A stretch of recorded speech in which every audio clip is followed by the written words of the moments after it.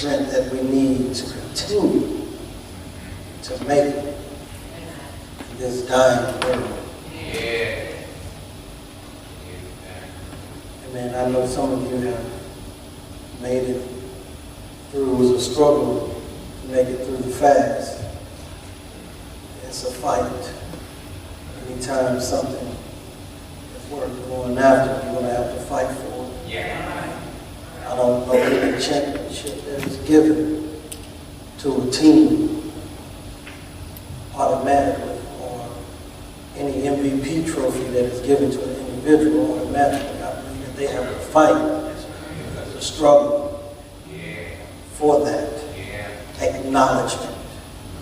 So for you to go to another level in Christ, it's going to be a struggle and it's going to be a fight. And that's why I said last Sunday, God is not going to waste no pain or hurt. Amen. Genesis chapter 19, we all should be familiar with this particular chapter. You should be familiar with the Bible, not just this chapter. Wow. Hopefully you read more than just this Genesis, but this is a great foundation for you to start. Genesis chapter 19, verse 15. Let's see what God is saying to us on this morning. God always got something to say. Are we willing to listen to what he is saying? And when the morning arose, then the angels hastened Lot, saying, Arise, take thy wife and thy 2 daughters which are here, lest thou be consumed in the iniquity of the city. And while he lingered, the men laid hold upon his hand, and upon the hand of his wife, and upon the hand of his 2 daughters, the Lord being merciful unto them. And they brought him forth and set him without the city. And it came to pass, when they had brought them forth abroad, that he said, Escape for thy life. Look not behind thee, neither stay thou in all the plain. Escape to the mountain, lest thou be consumed. And Lot said unto them, O not so, my Lord. Behold now, thy servant hath found grace in thy sight, and thou hast magnified thy mercy, which thou hast shown unto me in saving my life. And I cannot escape to the mountain, lest some evil take me, and I die.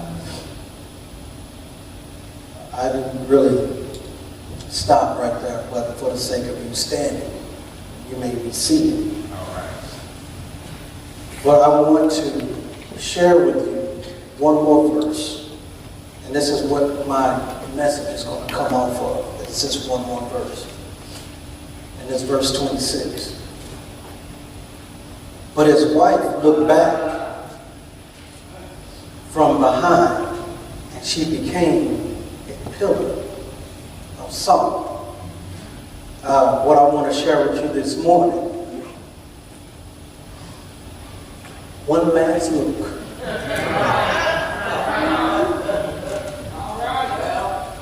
How many of you all did that? One last look. That's what we do sometimes. Yeah. The text shows us how easy it is to get caught up in the iniquity of sin. Just a little background. You look at the city of Sodom, it reveals that it was a busy place. Some of us like that busy place, that busy city, where there's a lot going on. Me, I'm more of I don't need that. Really, I don't. Matter of fact, I live in a small town right now that don't have much of anything. You got to go outside the city to get what you want. So I don't care for the big city. But some of us, we got to be in the big city. All the people around us, everything is going on. Nothing sleeps. You can go here, you can go there. when you get tired of this place, you can go over here, you can go over there. And I mean, there's always something moving. City never sleeps. Come to my little town where I live, and you can hear crickets. And I'm serious with you. I mean, you can hear nature where I live. You go a little further out, you can hear a little bit more. But Sodom was a busy place. A city filled with energy and excitement. It was a place which came alive when the sun went down. I mean, it was like that. We like to party. You know, the day when the sun starts going down, you say, it's just getting started for me. Or some of us, it's more like bedtime for us. Because we got to get up and go to work in the morning. But for some of you party animals, the sun goes down. The day is just getting started for you. So in Sodom, there was a diversity that went on in the city. The lifestyles, which encouraged all kind of mess, to sum it up that way. All kind of mess. Y'all ever heard my little daughter say mess? If you got a messy house, she gonna tell you. She gonna go over there and say, oh, this is a mess. She gonna tell you, she's 2 years old. She gonna tell you, this is a mess. Because she knows that what she's looking at is out of order. Y'all understand that? She's 2. She knows that this place that she's in is out of order. In other words, she's telling you to clean it up.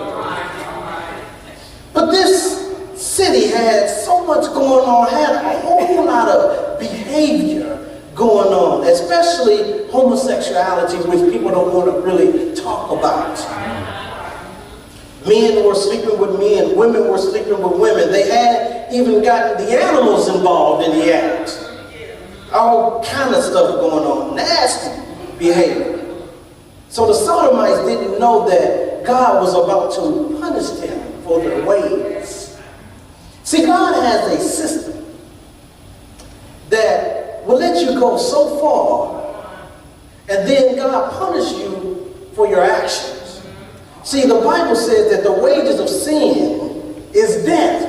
So that means that the only thing that sin pays for is dying. You sinning, it's just going to pay for your death. So as God, as the creator of all things, God has the divine right to destroy evil as he sees fit. Yes. Lot and his family were spared, but I believe his daughters were engaged. But they didn't come out with him. See, sometimes, let me say this. Sometimes we don't take God seriously. So his son-in-laws, they stayed behind. See, we don't take God's word seriously. So therefore, they not believing, I guess, that this was going to happen, stayed behind. So they were destroyed because they thought that maybe, I don't know, maybe God was joking. Maybe God wasn't real, maybe it wasn't real serious. See, some people think, oh, he wouldn't do that. Not that loving and trusting God. No, he wouldn't dare do that. There's a side of him that he will, because he's a just God. See, people today think that God and sin are things to be joked about. God does exist, and he does punish unrepentant sinners. So God is getting ready to punish them for their pride, their indifferences, and their disobedience to his will. But the part of this story that really gets my attention is the fact that this place was that fascinating to Lot. Attention. The Bible said that Lot pitched his tent towards Sodom. Keep this in mind. I've said this before, and it's worth saying again, that wherever you focus your attention on is where you're going to end up at. So what are you saying, Pastor? Well, if I focus on this nightclub over here, I'm going to find myself dancing in this nightclub because my attention is over here. Well, let's think about this for a moment. If my attention is not in my home and it's outside of my home, my attention is not going to keep me here in the home because I'm not there. So my attention is going to get me focused out here. This is what you do. This is why Lot ended up in the place that he shouldn't be. Because he focused his attention in that area. And I don't think Lot was a bad person. Lot just got caught up in the lure of Sodom. See, a lot of times we want to be a part of the big city, the big crowd. We want to be a part of what's going on. When I was in school, I could care less to be a part of the in crowd. Made no difference. I could care less to be a part of the cliques that was going on in school. Let me tell you right now, let me short testimony. I graduated in 91. My class is divided right now. Because you know when you elect people in office, when you in school, those are the people that remain in office for a lifetime, right? There's no more voting. There's no more passing the ballots, right? How about the group that kid you not, this group that was elected got in office. This group that didn't get elected was mad, and now they're feuding. They feuded with this group. So our first reunion, we were down at the JJK Center. You had this group who had an issue with this group who was in office.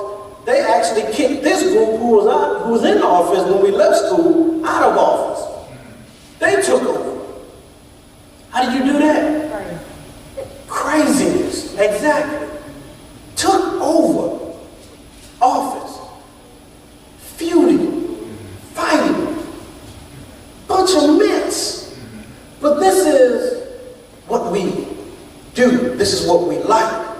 And the class is now divided to where you got this group has something going on and this group has something going on. You would have thought that, okay, hold on, what's going on here? Class of 91, East St. Louis Senior High School, what's going on? I see something going on. Class is divided. Bunch of mess. So, here we have Lot. Him and Abraham had to separate. God gave him a choice. Abraham gave him a choice. Where you go to the right, I'll go to the left. You go to the left, go to the right. Whichever direction you go. But just because he gave him that choice don't mean he had to pick side. So look up, and here you will see Lot chose the plain of the Jordan, and he began to go towards Sodom. Understand that Lot and Abraham, the one whom God said his seed would be blessed, and Abraham and Lot found that the land was not supportive for the large groups that they had.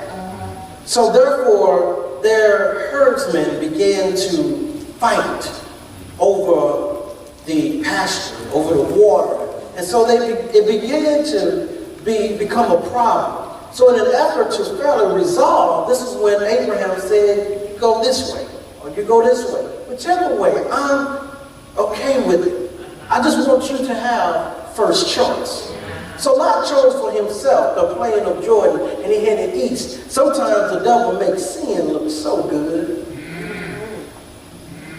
It makes it look so good. Bad choices, you make one bad choice, it begins to snowball. Because it gets worse. Not that Lot first looked towards Sodom, he moved towards Sodom. Then he eventually moved into Sodom. Bad choices often snowball into worse choices and timeless lessons we should not forget. Be careful who you choose as a friend and your neighbors. See, Lot did not consider the evilness of the neighbors he would be living next to. One thing I like about it is that when I moved into the neighborhood, there were some neighbors that immediately came over and greeted me. In other words, they was trying to get to know me. They wanted to know who is coming, who's moving into the neighborhood. Who is this individual? Who is this person? Some of us say, well, I'm just going to stay in my little property and just be in my own little world. I ain't going to bother nobody. But you better know who's moving next door. But Lot didn't consider that. His choice was a selfish choice. Who we choose as neighbors or friends is more important than looks of the neighbors. So I know that unless I stay in God's will and consult him for all things, I'm subject to fall into Satan's trap. So if I don't consider God, if I don't ask God, if I don't consult God with my decisions, I'm going to fall into Satan's trap. So God didn't tell him, Lot, choose the land of Sodom itself. That was his main fault. He made choices without consulting God. We do it all the time. We get a desire that comes upon us, and then we feel like the Spirit is telling us to do something, but it's really not the Spirit of God. It's actually the spirit of Satan that has come upon you.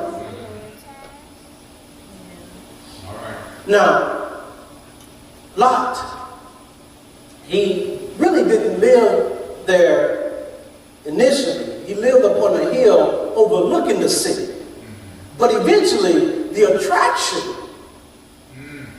of it, the music, the lights, the noise, in other words, if I continue to stare at it, look at it, eventually,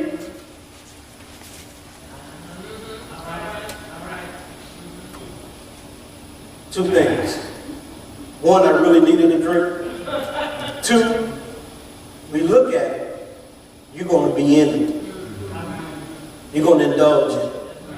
See, the lights, the sound, the crowds, all of that. Got it. This is why you see a lot of young people love to go to what they call that Freaknik, whatever that is down in Atlanta, whatever they, spring break. No parents. Fun and it's exciting. You can do whatever you want to do without the authority of the parents being around. So they gravitate to freedom. They love it. So Lot moved from his tent outside of the city to a house on one of the main streets of the city. He raised his family there. His daughters went to, I don't know, one of the schools. His wife maybe joined the Sodom Women's Society. He became an influence. And maybe he was one who sat in the gates. His family fell in love with this city. And the saddest part about that is he was fully aware of the things going on around him, but yet he still moved into the city. How many of you would love to move into a bad neighborhood, knowing that it is the highest drug trafficking area in the nation? How many of you would love to move towards it where they got all kind of nightclubs, they got all kind of shooting and killings and everything? How many of you all would love to move there? But this is what Lot. See, there's a thing that says to me, you know, I'm a news watcher. I watch the news and don't want to give the news station any type of credit or whatever, but I watch the news before I go to work. There's a part in the news where they say what you need to know before you go. Y'all heard that phrase? Depending on what station you watch. It says what you need to know before you go. In other words, they're warning you that if you take this route, there's a problem on this route. So then me, knowing that I'm traveling over there to Missouri, I know that I'm not going to travel that route because there is a problem on that route. So therefore, I'm going to reroute myself and go around the problem. So in other words, they said what you need to know before you go. Make sure you know before you go. So what I'm saying is that before you take that one last look, there's some things that you need to know before you go. You see, sometimes we want to say, I'm just going to do this one last look. One last, man, it ain't going to hurt, just this one last time. See, what happens is, one last look can get you in trouble. See, if you study the Bible, you see that God sent angels to destroy that place. Abraham tried to save it, tried to do everything he can to save it. He said if it was 90, or if there was 50, or if there was 10, he went all the way down, but couldn't even find 10 righteous in Sodom and Gomorrah. That's bad. Can you find 10 people in the city? But thank God for mercy. For the Bible said in verse 19, because of magnified mercy. Have y'all ever used a magnifier? Have y'all ever magnified something? God magnified his mercy. Man, that's a loving God. God saved Lot and his family because Lot lingered.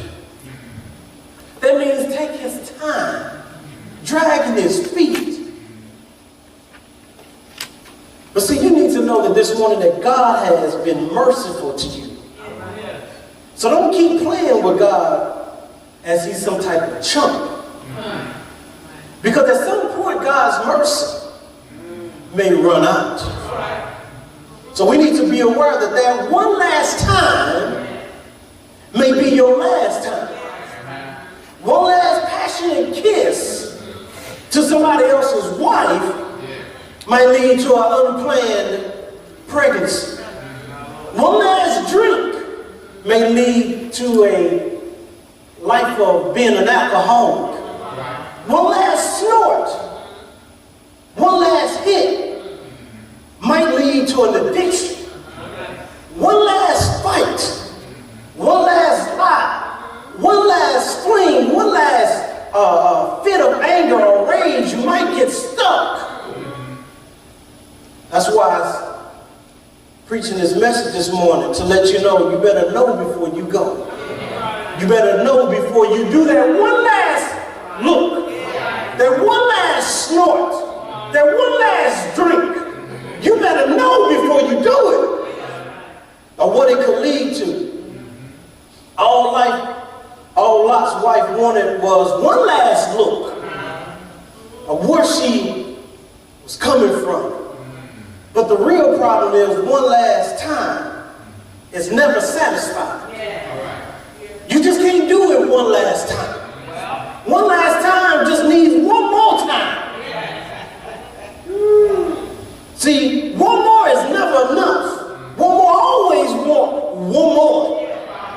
See, one more gonna want one more. Just one more time. See, when you do one more, it's gonna say just one more time. And if you read the story, you know that Lot's wife, one more time, turned out to be her last time.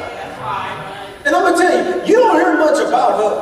All you hear, Lot's wife turned back and looked and died. And that was it. It's just a few sentences of her in the Bible. You don't hear nothing else about this woman. All you heard about, and Lot's wife turned back and looked, and she died, and that was it. You hear it turn into a pillar of salt. Just 2 sentences. Lord, I hope there's more than that for me.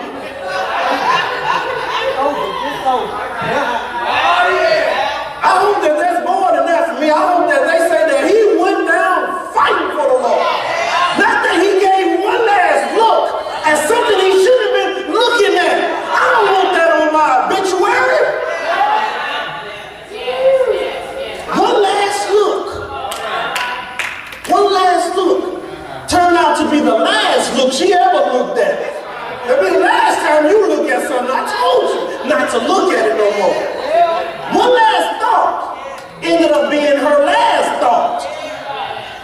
Bible says she turned into a pillar of salt. So why wasn't Lot's wife just incinerated? Why a pillar of salt? I don't know. Don't ask me that question. Why, Pastor? We need to know. You're teaching us. You're preaching. I'm glad you asked. You see, Lot's wife's disobedience was more than just looking back. It was an outright rejection of God. See, God had no choice but to also make an example of her. I told you not to look back. So he made her into a pillar of common salt. Now watch this. Jesus says we are supposed to be the salt of the earth. But if the salt loses its savor, it's not good for much of anything except to be trodden under the foot of me. And so it's clear here that God, when we disobey God, we lose our place in God's kingdom and become nothing more than dead and useless things. So don't let the same thing happen to you that happened to Lot's wife. God is looking for obedient people who will help season this work. If God has delivered you from something, don't look back. For the sun is setting and pretty soon it'll be dark. And so whatever sin you're in, and the thing that I like about God is that he can bring you out. And I wonder, is there anybody in the house that can testify that only God brought you out of some stuff? Is there any former used-to-be's in here? Is there anybody that used to be a sinner? Anybody that used to be a persecutor? Anybody that used to be a liar? Anybody that used to be a person that smoked something that wasn't you supposed to be smoking? Anybody that used to get high on something that wasn't the Lord? Is there any used to be in here? Anybody that used to sing in the clubs, but then you used to sing in the choir on Sunday? Is there any used to be's in here? So you don't do it anymore. You used to be high on dope, but now you're high on the Lord. You used to fall down drunk, but now you fall out in the spirit. You used to cuss folks out, but now you're telling them about the goodness of Jesus and all that he's done for you. So I don't know about you this morning. I used to be a used to be, but I'm not that person anymore. I'm a changed and delivered person. So the only way out of your valley of distress is God. The only cure for your brokenness in your life is the Lord. The only cure for the solution for your worry is the Lord. The only hope for your salvation soul is the Lord. So only God can give you peace which passes all understanding. Only God can teach me to say, is whatever state I find myself in, I've learned to be content.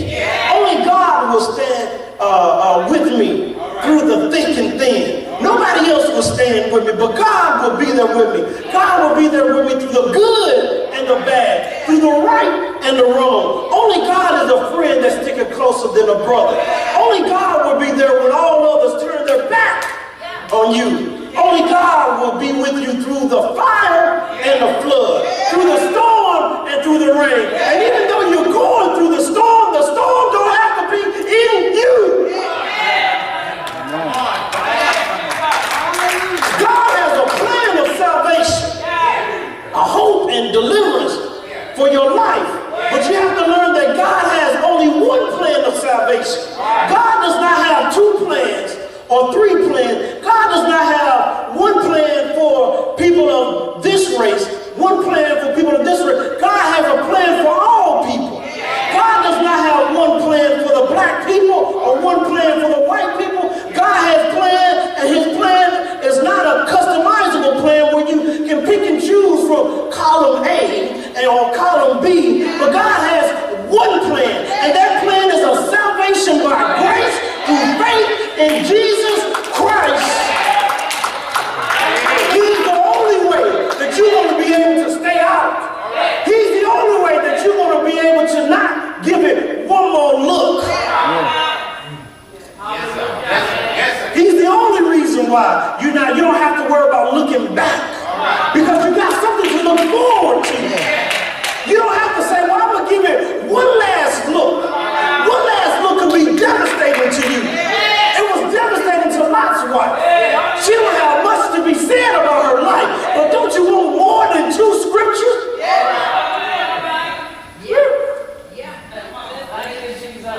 In the days of Sodom and Gomorrah, God used angels to rescue Lot and the family from the iniquity of the city.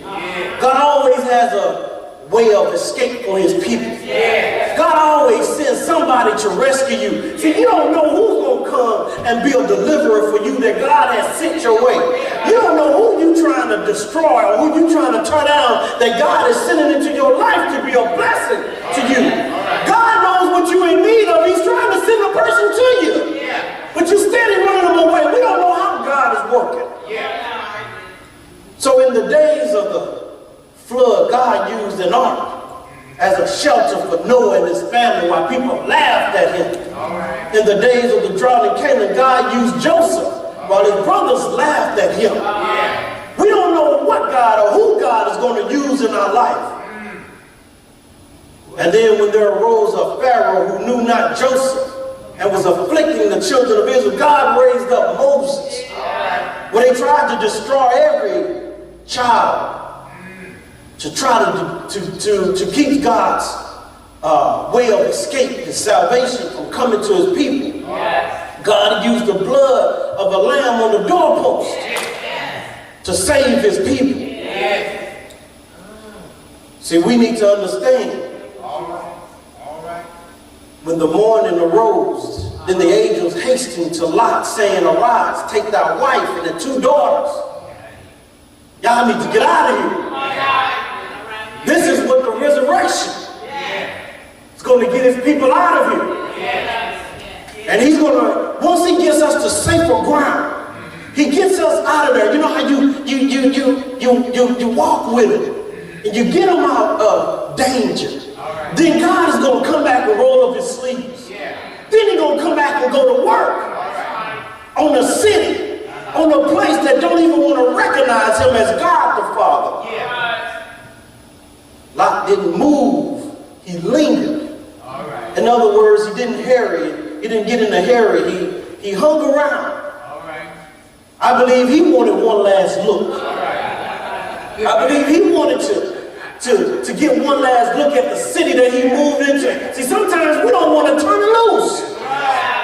God has said, I have ended this. You need to remove yourself from it. But sometimes we think about it too much. We think too much. We want to go back to this bad relationship that we were in. God has said, I delivered you from this. Why are you thinking like that? You need to read more of this. God is saying you shouldn't even be thinking like that. You're thinking crazy. God has said, I've delivered you from that. Don't take another look. Don't even look in that direction. Because what I'm about to do in that life, I'm about to be ready to destroy it. So God said, don't take another look. One more look could be devastating to you. It can call you, pull you in. See, we don't understand that it can pull you back into this lifestyle that God is trying to get his people out.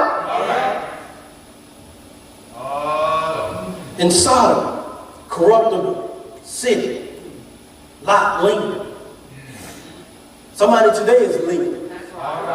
God is calling you out of stuff. God is calling you to a new direction, but you're lingering because you still want to take one more look. One more peek. I remember growing up, when if you really had a good parent, I'm talking about old school parents, man, I'm telling you, old school parents are wonderful to look at and write a book. Sitting there watching TV, there's a scene coming on, and, my mother sitting there watching TV. That's when parents watch TV with the kids, to see what the kids are watching on TV. You didn't just go in another room and just watch what you want to watch, because you could be watching something that's not healthy, which is why you see a lot of these children are watching these celebrities who are living these ungodly lifestyles, and they want to be like that. Need to be some teaching. So I'm sitting there, I'm watching TV, and we're watching it, and I'm like looking, because I know what the scene is getting ready to be like, and my mother, and I'm kind of like, what playing, and she's like, no, you ain't gonna look at this right now, you're not gonna look at this. Just wait till this scene is over. So I got big eyes, right? Man, I was trying to look through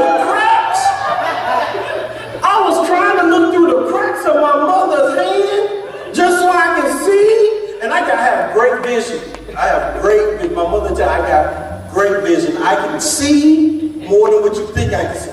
Man, I was trying to look. My mother was like, no. But she called you Ronald, and she don't call you Ronnie, you know it's time to stop playing it.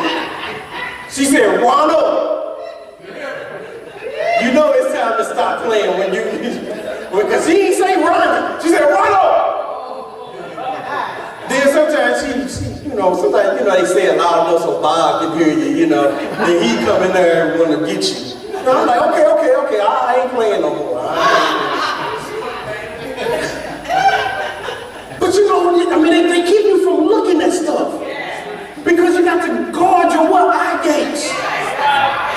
This stuff enters into your spirit and gets down in you, and then it starts manifesting itself.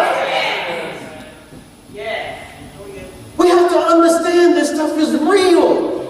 Transferring the spirits. I told a friend of mine, be careful who you be touching. That's it. This lady's got a Jezebel spirit. That's not going to get on you. Transfer.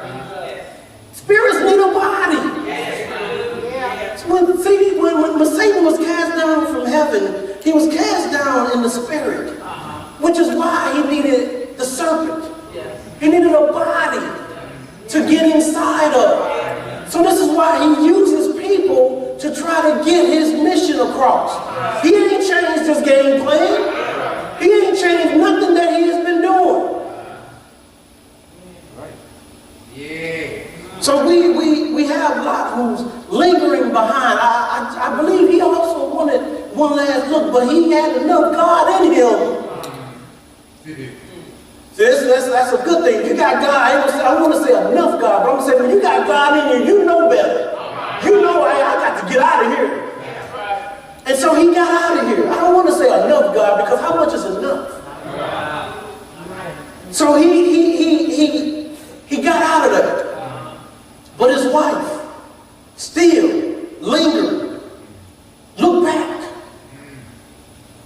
So what I want to say to you today, what has God told you to leave behind? Hallelujah. Only you can answer that question. I can't answer that question. I can't answer that question. What has God told you to get away from?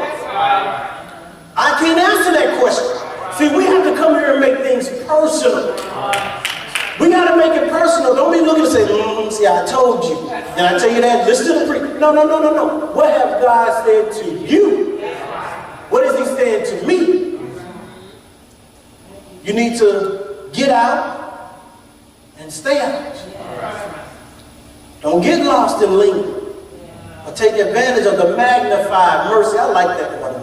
Magnified mercy that God has shown us. Magnified mercy.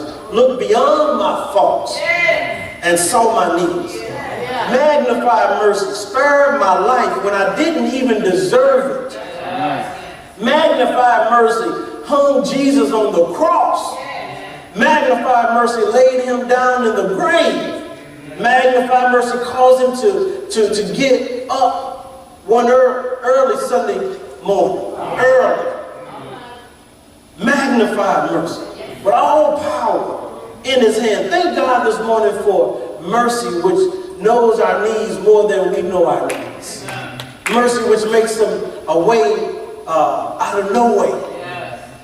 We serve a God that is wonderful to us.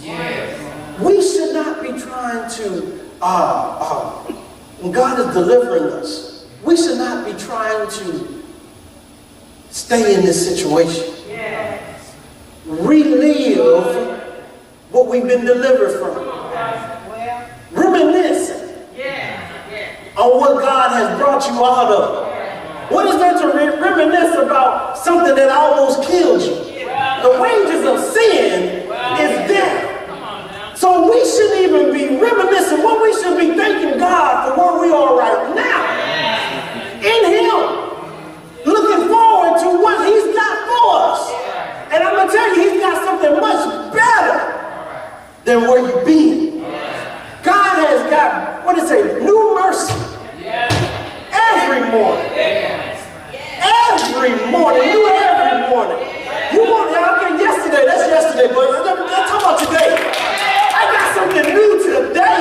Y'all know y'all like stuff new. I give my wife a new outfit, boy. She's like this. And she said, "How look, baby? You look good in that one. Put another one on. You look good in that one too." New every morning. My wife would love a new outfit every morning.